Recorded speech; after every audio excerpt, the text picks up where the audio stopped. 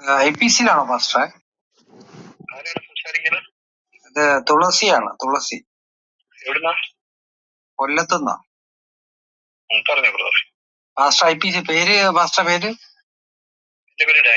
Okay. IPC-ലാണോ church of ഗോഡിലാണോ pastor? Assemblies of ഗോഡിലാണ്. പാസ്റ്റർ ഇപ്പൊ എവിടെയാണ്? അവിടെ സഭയുണ്ടോ നമുക്കവിടെ? അവിടെ സ്ഥാനപ്പെട്ടോ പുതിയതായിട്ട് ആരെങ്കിലും? പുതിയതായിട്ട് സഭയിലെ ആളുണ്ടോ അവിടെ? മലയാളികളാണോ അതോ? പുതിയതായിട്ട് ആളുകൾ സ്നാനം സ്വീകരിക്കുന്നുണ്ടല്ലേ? എത്ര വർഷമായി പാസ്റ്റർ അവിടെ? ഈ IPC-യിലായിരുന്നോ പാസ്റ്റർ അതോ അസംബ്ലീസ് ഓഫ് ഗോഡ് തന്നെ? അല്ല, ഞാൻ ചിലവരൊക്കെ ഈ ചർച്ച് ഓഫ് ഗോഡിൽ നിന്നൊക്കെ മാറി പിന്നെ അങ്ങനെ പോകാറുണ്ട്. ഞാന് പെന്തിക്കോസ്റ്റാണ്. ഇപ്പോഴും ഒരു ഡൗട്ട് വന്നോണ്ടാണ് വിളിച്ച പാസ്റ്റർ ഒന്ന് കൺഫേം ആക്കാൻ.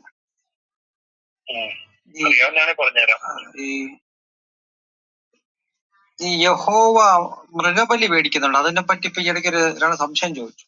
അത് യേശു ക്രിസ്തു ആണോന്ന് അല്ലേ ചോദിച്ചു. അത് പഴയ നിയമത്തിലെ ആരാധന രീതിയിൽപ്പെട്ടതാണ്. പുതിയ നിയമത്തിൽ അങ്ങനെ ഒരു ഉപദേശമില്ല. ഈ അതായത് ലേവ്യ പുസ്തകം 1:1-5 എങ്ങനെ എഴുതുന്നുണ്ട്? മൃഗബലി ചോദിച്ചു. പഴയ നിയമത്തിൽ അത് ഉള്ളതാണ്. അല്ല, മൃഗബലി മേടിച്ചപ്പോ അതിന്റെ കൂടെ യേശു ക്രിസ്തു ഉണ്ടായിരുന്നു യഹോവയുടെ കൂടെ. യഹോവയായ ദൈവം പുത്രനായ ക്രിസ്തുയേശുവിനെ ഭൂമിയിലേക്ക് അയക്കുന്നത് വരെ യേശു ക്രിസ്തു പിതാവായ ദൈവത്തോടു കൂടെ തന്നെ ആയിരുന്നല്ലോ. അപ്പൊ ഈ മൃഗബലിയൊക്കെ മേടിച്ചത് യേശു ക്രിസ്തു അല്ലേ അപ്പോഴങ്ങനെ?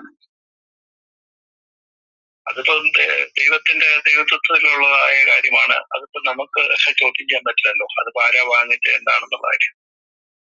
അല്ല, ചോദിച്ചാല് വേദപുസ്തകത്തിൽ അങ്ങനെയുള്ള കാര്യങ്ങൾ വളരെ വ്യക്തമായിട്ട് പറയുന്നുണ്ട് എന്തൊക്കെയാണെന്നുള്ളത്.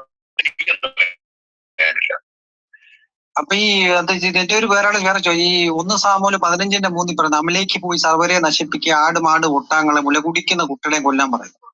അപ്പൊ ഈ മുലകുടിക്കുന്ന കുട്ടികളെ കൊല്ലാൻ പറയുമ്പോ ഈ യേശുക്രിസ്തു യഹോവയുടെ കൂടെ ഉണ്ടെങ്കിൽ പിന്നെ നമ്മൾ എങ്ങനെയാണ് അദ്ദേഹത്തിന് ഒരു നല്ല ദൈവം എന്ന് വിളിക്കുന്നത്? നമ്മൾ ഒരാളെ ചോദിച്ചത്. ചോദ്യത്തിനുള്ള മറുപടി അവിടെ തന്നെ ഉണ്ട്. അതെല്ലാം പഴയ നിയമത്തിലെ ഉപദേശങ്ങളാണ്. പഴയ നിയമത്തിലെ പഠിപ്പിക്കൽ ഉപദേശങ്ങളിൽ നിന്ന് വ്യത്യസ്തമായിട്ട് പഠിപ്പിക്കൽ ഉപദേശങ്ങളുമായിട്ടാണല്ലോ കർത്താവായ യേശു ക്രിസ്തു ഭൂമിയിൽ വന്നത്. അതിനുശേഷമുള്ള കാര്യം മാത്രമല്ല, നമുക്ക് ഇപ്പോൾ നമ്മുടെ വിശ്വാസ പ്രമാണം അനുസരിച്ച് യേശു ക്രിസ്തു പഠിപ്പിച്ച കാര്യങ്ങളാണ് നമ്മൾ വിശ്വസിക്കുകയും പഠിപ്പിക്കുകയും മാനിക്കുകയും ചെയ്യുന്നത്. അപ്പൊ അത് മാത്രമേ നമുക്ക് പറയാൻ പറ്റത്തുള്ളൂ. പഴയ നിയമത്തിലെ സംഭവങ്ങൾ അത് യഹൂദന്മാരോടുള്ള ബന്ധത്തിൽ പൊതുവിലുള്ളതായ അടിസ്ഥാനപരമായ ഉദ്ദേശങ്ങളാണ്.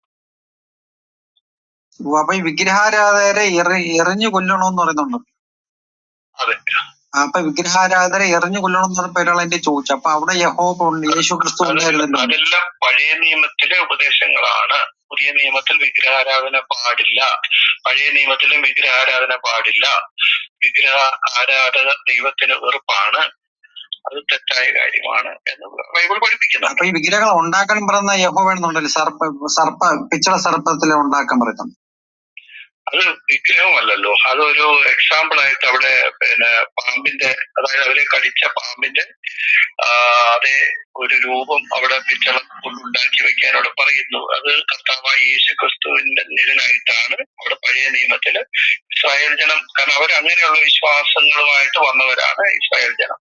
അവരുടെ അറിവിലും അവരുടേതായ ആ ഒരു അറിവനുസരിച്ച് പാരമ്പര്യം അനുസരിച്ചുള്ള ഒരു രീതിയാണ് അവിടെ അനുവർത്തിച്ചേക്കുന്നത്. ഈ യേശുക്രിസ്തു തുപ്പലുകൊണ്ട് കണ്ണി തുപ്പുന്നുണ്ടല്ലോ അല്ലേ? കണ്ണിൽ തുപ്പുന്നില്ല. കണ്ണി തുപ്പുന്നില്ലേ? കണ്ണിൽ തുപ്പുന്നില്ല. കണ്ണി തുപ്പിയിട്ട് അത് കാഴ്ച കൊടുക്കുന്നുണ്ടല്ലോ, കണ്ണിൽ ഇങ്ങനെ തുപ്പിയിട്ട്. അങ്ങനെ ഒരു വചനം ബൈബിളിലില്ല. ബൈബിളിൽ ഇല്ലേ അത്? ഇല്ല. ഇവിടെ ബൈബിളിൽ ഉണ്ടല്ലോ. എനിക്കൊന്ന് പാസ്റ്റർ ബൈബിൾ പഠിച്ചിട്ടില്ലെന്ന് തോന്നുന്നു. ഞാൻ ഒരുപാടൊന്നും പഠിച്ചിട്ടില്ല, കുറച്ചേ പഠിച്ചിട്ടുള്ളൂ. ഞാൻ പഠിച്ച ബൈബിളിനകത്ത് യേശു കണ്ണി തുപ്പിയതായിട്ട് ഞാൻ കാണുന്നില്ല. അതായത് യേശു അതിന്റെ കണ്ണി തുപ്പിന്നുണ്ട്. അതായത് മാർക്ക് 8:23. ഒന്ന് വായിച്ച ആ വാക്യം. ഞാൻ വിചാരിച്ചു പാസ്റ്റർ ഏത് കോളേജിൽ പഠിച്ചത് പാസ്റ്റർ? ഏതായാലും ബ്രദർ പറഞ്ഞ മാർക്ക് 8:13 വായിച്ചേ, അത് കേട്ടോ. Hello everyone.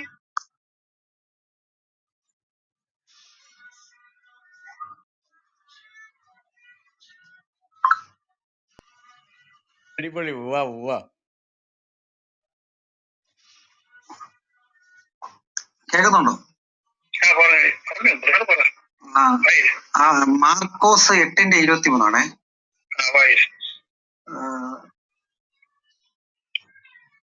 അവൻ അതിനെ കൈക്ക് പിടിച്ച് ഗ്രാമത്തിന്റെ വെളിയിലേക്ക് കൊണ്ടുപോയി അവന്റെ കണ്ണുകളിൽ തുപ്പിയതിനു ശേഷം അവന്റെ കയ്യിൽ വെച്ചുകൊണ്ട് ചോദിച്ചു, നീ എന്തെങ്കിലും കാണുന്നുണ്ടോ? അപ്പൊ അത് അവന്റെ കണ്ണിൽ തുപ്പി.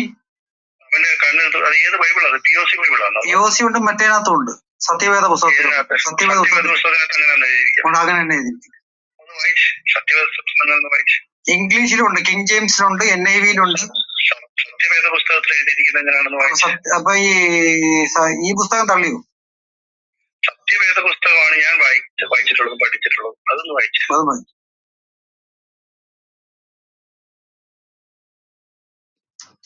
ഞാൻ വിചാരിച്ചു പാസ്റ്റർ ഇംഗ്ലീഷും ഉണ്ട്, കിങ് ജെയിംസ് ഉണ്ട്. അല്ല, ഞാൻ പഠിച്ചിട്ടുള്ളത് ഞാൻ ഇംഗ്ലീഷ് ഒന്നും പഠിച്ചിട്ടില്ല. ഞാൻ മലയാളം. ഇംഗ്ലീഷ് പഠിച്ചിട്ടില്ലേ? നമുക്ക് ഇംഗ്ലീഷ് ഒന്നും അറിയത്തില്ല. അപ്പൊ പിന്നെ എങ്ങനെ ബൈബിൾ കോളേജിൽ പഠിച്ചത്? നമ്മള് മലയാളം പഠിച്ചത്. മലയാളം. അല്ല, ഇംഗ്ലീഷ് അറിയാതെ പറ്റത്തില്ല. ഇംഗ്ലീഷ് ഒന്നും നമുക്ക് അറിയത്തില്ല. അല്ല, സാധാരണ ബൈബിൾ കോളേജിൽ ഞാൻ അവനും പഠിച്ചിട്ടുള്ളത്. ഞാൻ മലയാളം പഠിച്ചില്ല. ഞാൻ ഇംഗ്ലീഷ് പഠിച്ചിട്ടൊന്നും പഠിച്ചിട്ടില്ല.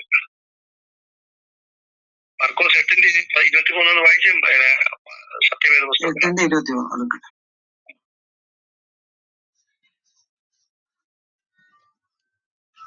അവൻ കുരുടന്റെ കൈക്ക് പിടിച്ച് അവന്റെ ഊരി നിന്ന് പുറത്തു കൊണ്ടുപോയി അവന്റെ കണ്ണിൽ തുപ്പി.